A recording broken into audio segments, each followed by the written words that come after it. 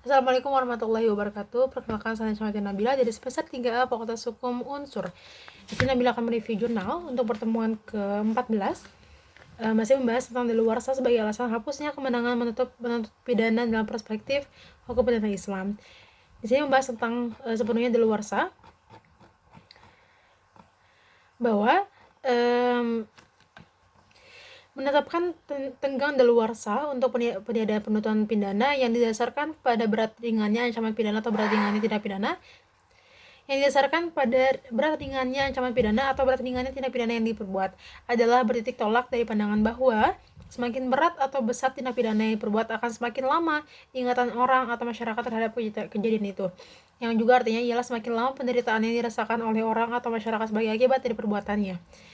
Kesulitan timbul sehubung dengan adanya pemberatan pidana, misalnya pada pengulangan maupun pengurangan pidana. Misalnya, pembuat belum berumur 18 tahun untuk menentukan apakah suatu kejahatan itu diancam dengan pidana penjara paling lama 3 tahun atau lebih dari 3 tahun.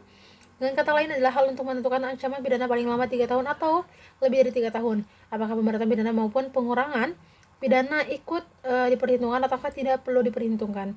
Misalnya, kejahatan pada pasal 380 KUHP yang diancam pidana penjara 2 tahun 8 bulan, yang apabila terjadi pengulangan maka ancaman pidananya ditambah dengan sepertiganya atau menjadi 3 tahun 6 bulan dan 19 hari. Kesulitannya adalah untuk menentukan tenggang daluarsa hapusnya kewenangan penuntutan pidana pada pengulangan pasal 380 ini. Apakah berpedoman pada ancaman pidana tanpa memperhatikan pemberatan karena pengulangan, ataukah memperhitungkan juga pemberatan pada pengulangannya, yaitu ditambah sepertiganya, sehingga ancaman pidananya menjadi 3 tahun 6 bulan 19 hari. Dengan demikian, tenggang kadaluarsanya tidak sudah 6 tahun, tetapi sudah 12 tahun, di mana undang-undang tidak memberikan petunjuk mengenai persoalan ini. Menurut Ahmad Kazawi, ada 2 pendapat yang saling bertentangan, yakni yang pertama, pendapat pertama, dan dari kedua inilah yang lebih condong pada pendapat kedua, dengan alasan berdasarkan kenyataan bahwa tidak ada penjelasan atau keterangan dalam undang-undang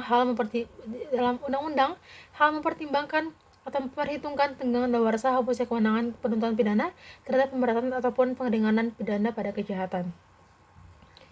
Berjalannya waktu, penghitungan lamanya tenggang daluarsa dapat dihentikan oleh adanya tindakan penuntutan, asalkan penuntutan ini diketahui oleh orang yang dituntut oleh dan atau diberi ketahuan kepadanya menurut cara yang ditentukan undang-undang, dan setelah jalannya tenggang daluarsa ini dihentikan oleh adanya penuntutan ini, maka dimulainya lagi tenggang daluarsa yang baru. Di samping proses perjalanan tenggang daluarsa dapat dihentikan dengan tindakan penuntutan, berjalannya tenggang daluarsa dapat pula tetap terhubung dengan adanya penundaan atau skorsing penuntutan, yakni apabila terjadi perselisihan yang harus diputuskan lebih dahulu prayudisial, tertundanya proses perjalanannya tenggang daluarsa karena adanya penundaan penuntutan berhubung adanya perselisihan prayudisial, berbeda dengan penghentian perjalanannya tenggang daluarsa karena penuntutan pidana. Sekian untuk review materi review jurnal pada pertemuan 14 ini.